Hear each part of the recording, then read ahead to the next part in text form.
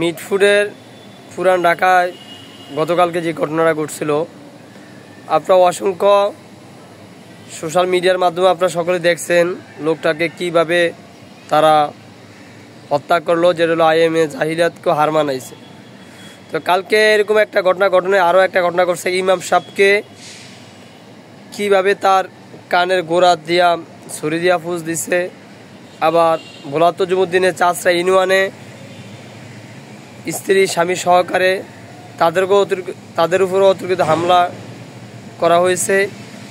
আসলে এই ঘটনাগুলোর সাথে কারা জড়িত, ইতিমধ্যে সোশ্যাল মিডিয়াতে মাধ্যমে আপনারা বিভিন্ন লাইনে দেখতেছেন, সবার সামনে ভাসতেছে। কাজী আমি তারেক রহমান ভাইকে বলতে চাই, আপনি দেশে আসেন।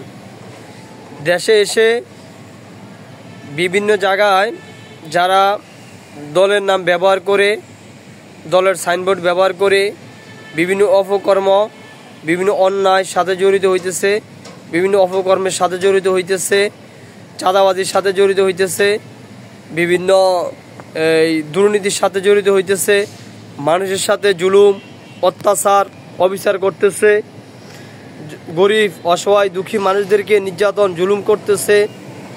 তারা কারা? এদেরকে যদি এখন নিয়ন্ত্রণ করতে না পারেন, ফ্যাসিস্ট হাসিনাকে যেভাবে মানুষ প্রত্যাখ্যান করছে, ঘৃণা করছে, দলমত নির্বিশেষে মানুষ রাস্তায় নেমে তাদের বিরুদ্ধে ঐক্যবদ্ধ হয়ে নামছে। কিন্তু এমন একটা সময় আসবে, বাংলাদেশের আম জনতা যেভাবে ফ্যাসিস্ট হাসিনার বিরুদ্ধে লাগছে, এরকমভাবে আপনাদের বিরুদ্ধে একসময় খেপে যাবে। কাজেই যে অপরাধ করবে তাকে শুধু বহিষ্কারে নয়, তাকে এই কমিটিতে কিভাবে রাখা হলো, কিভাবে সেই কমিটিতে আসলো, সে থানার নেতার কোন নেতার আত্মীয়, কার মাধ্যমে এই কমিটিতে ঢুকলো, তাকে সহকার দল থেকে বহিষ্কার করেন। দলের হাইকমান্ড থেকে এত কঠোর নির্দেশ, কঠোর আদেশ দেওয়ার পরও যারা এই সমস্তগুলো করতেছে, যারা বাংলাদেশের বদনাম করতেছে, যারা অন্যায় অপরাধের সাথে জড়িত হইতেছে, দিনভর আমরা যখন নাকি আমরা খবর দেখতে যাই, সোশ্যাল মিডিয়ার ভিতরে ঢুকলে আমরা কোনো না কোনো জায়গায় চাঁদাবাজির খবর, কোনো না কোনো জায়গায় দর্শনের খবর, কোনো না কোনো জায়গায় মারামারির খবর, কোনো কোনো জায়গায় হত্যার খবর আমাদের সামনে এগুলা বেশি ওঠে। আর এগুলা নাম পড়তেছে কাদের? বাংলাদেশে তো রাজনৈতিক দল একটা নয়, বহুত রাজনৈতিক দল আছে, কিন্তু প্রকাশ্যে কেন বিএনপির নামে এগুলো আসতেছে? কাজেই যারা এগুলোর সাথে জড়িত তাদের ইন্ধনদাতা সহকারে তাদেরকে খুঁজে খুঁজে বের করে, তাদেরকে দল থেকে বহিষ্কার করে, তাদের বিরুদ্ধে সর্বোচ্চ আইনানুগ ব্যবস্থা করেন। এবং বিশেষ করে বিভিন্ন জায়গায়, বিভিন্ন ইউনিয়ন, ওয়ার্ড, শহর অঞ্চলে বিভিন্ন জায়গায় সাধারণ মানুষের উপরে যেখানে যেভাবে যারা দলের নাম ব্যবহার করে, দলের সাইনবোর্ড ব্যবহার করে জনগণের মাল আত্মসাৎ করে নিজের পকেট ভারী করে, তাদের বিরুদ্ধে একটু দ্রুত ব্যবস্থা নেওয়ার চিন্তা ভাবনা করেন। হ্যাঁ, আপনারা অবশ্যই ব্যবস্থা নিতেছেন, তারপরও যারা এগুলো করতেছে, এত ভয়ভীতি, এত কিছুর পরও যারা এগুলো করতেছে, এদেরকে কারা ইন্ধন দিতেছে, কারা এদেরকে শেল্টার দিতেছে, তাদেরকে খুঁজে বের করেন। মানুষ আপনারা জানেন যে অনেক কষ্ট করে, অনেক বুলেটের সামনে এসে জীবনকে বাজি রেখে এই দেশকে 5 আগস্টে স্বাধীন করা হয়েছে। দীর্ঘ 17 বছর বিএনপি এই ফ্যাসিস্ট হাসিনাকে দূরানোর জন্য অনেক আন্দোলন, অনেক সংগ্রাম, অনেক কিছু করছে, কিন্তু হাসিনাকে বাড়ানোর মতো কোনো সুযোগ হয় নাই।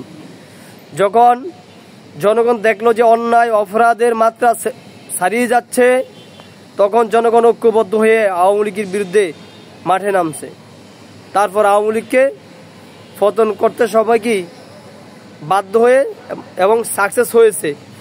কাজেই এখন মানুষ চায় স্বাধীন চলবে, স্বাধীনভাবে তাদের ব্যবসা বাণিজ্য করবে, স্বাধীনভাবে তাদের জায়গা জমি চাষ করবে, স্বাধীনভাবে তার অধিকার নিয়ে যে চলবে। কাজেই যারা দলের নাম ব্যবহার করে, যারা দলের সাইনবোর্ড ব্যবহার করে দলকে বিতর্ক করার জন্যে, দলের মান সম্মান নষ্ট করার জন্যে, দলকে ক্ষতিগ্রস্ত করার জন্যে, দেশের বদনাম করার জন্যে যারা এগুলা করতেছে, তারেক রহমান ভাই আপনি তাদের বিরুদ্ধে সর্বোচ্চ আইনানুগ ব্যবস্থা করেন। আমাদের তজুমুদ্দিনের গতকালকে একটা ঘটে যাওয়া ঘটনা খুবই মর্মান্তিক, এবং বিভিন্ন জায়গায় অপরাধের সাথে যেভাবে বিএনপির নাম ব্যবহার করে মানুষ জড়িয়ে যাচ্ছে, এবং যখন নাকি এখানে সাক্ষী প্রমাণ বের করার জন্য চাওয়া হয় তখন তারা বিএনপির নাম বলে। কাজেই অপরাধী দায় কখনো দলে নিবে না, এটা বারবার বলা হচ্ছে, তারপরে তারা অপরাধ করতেছে। এরা কারা? এদের বিরুদ্ধে সর্বোচ্চ ব্যবস্থা করেন, এবং যারা তাদেরকে কমিটিতে ঢুকাইছে ওই থানা কমিটিকে পরিবর্তন করেন, তাদেরকে সর্বোচ্চ চার্জ করেন, তাদেরকে কমিটিতে কীভাবে তারা আসলো এবং তাদেরকে কিভাবে এই কমিটিতে রাখা হলো, কার প্রভাবে কেন তারা এগুলা করতেছে। যদি আপনি এগুলা করতে পারেন, জনগণের পক্ষের শক্তি আপনাদের থাকবে। মানুষের সাথে এখন সামনে নির্বাচন, এখন সকল দলমত নির্বিশেষে সকলের উচিত জনগণের সাথে ভালো আচরণ করা, ভালো কথা বলা, ভালো ব্যবহার করা, জনগণের সুখে দুঃখে জনগণের পাশে থাকা।